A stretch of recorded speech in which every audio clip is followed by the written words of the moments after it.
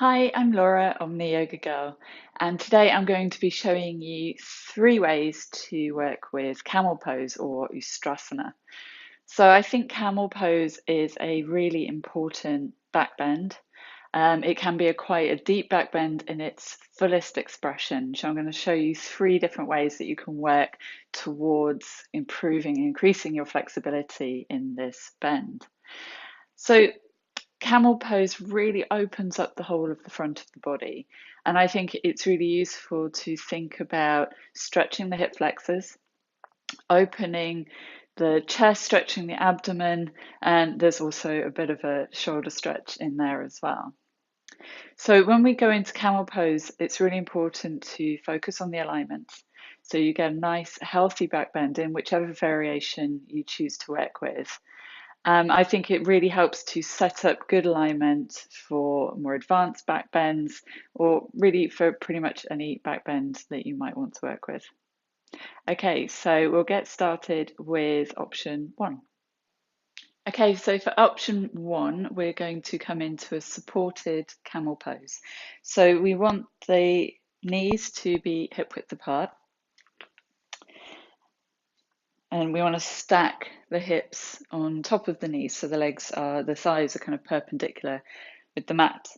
So this is a really important note to remember when it comes to alignment in camel pose, and it's that sensation of sending the hips forward as you bend, because we want to keep them over the knees or even maybe slightly past the knees. But what we don't want is for the hips to fall backwards as we bend. It's not going to open the hip flexors and set up a nice even back bend. So for supported camel pose, take the hands to your lower back. This is where you're going to support yourself. And you always want to lengthen before going into any bend. Think about creating space and then using that space to bend.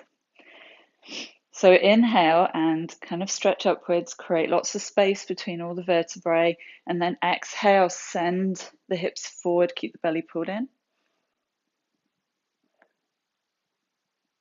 Let the head drop back if it's comfortable, or you can look forward.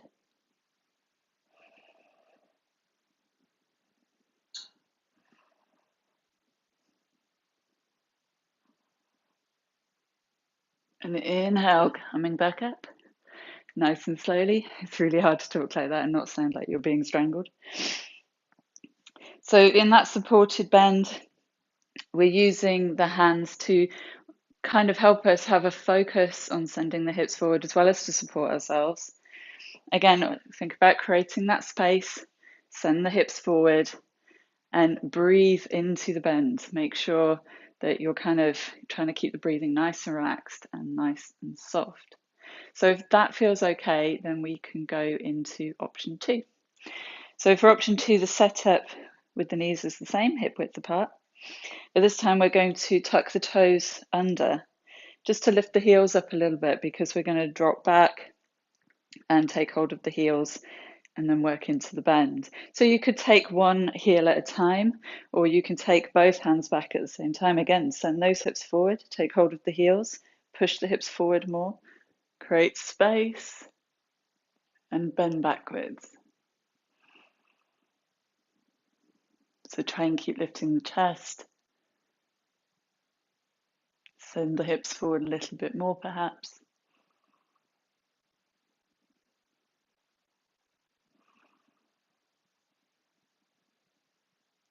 And again, inhale, coming back up. Okay, so if either of those variations is enough and felt like that was enough for you, then stay there and work with those. Or we can try and go for the full expression of the pose.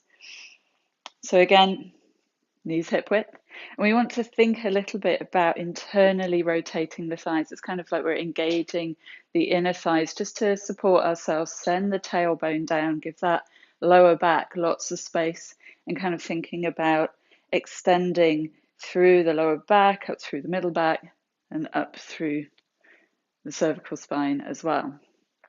So this time the feet are flat on the floor. And in Ashtanga, you can either go back and hold the heels like we did before in Ashtanga.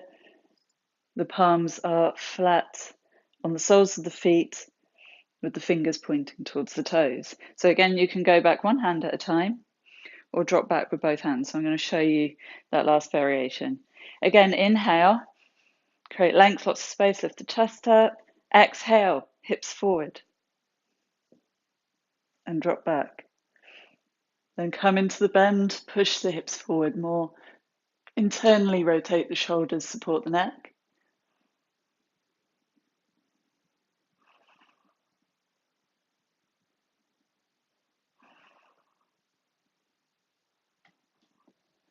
And inhale, coming back up.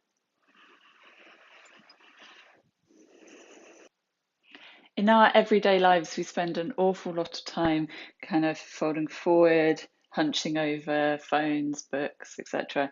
So this is a pose that can be difficult for a lot of people. We don't spend a lot of time bending backwards day to day. So be patient, give it time. Obviously, if there's any pinching sensation or any pain at all, go back to a previous variation or back off a little bit. We're just trying to focus on that healthy alignment of hips staying over the knees and a nice even bend.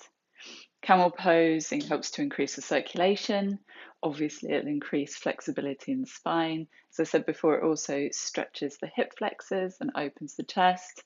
So it can be thought of as a heart opener as well on an emotional level. So don't be surprised if perhaps some emotions come up. Just remember to focus on your breathing and try and keep the mind calm. Please let me know if there are any tutorials you would like to see, and don't forget to click subscribe. Thank you very much.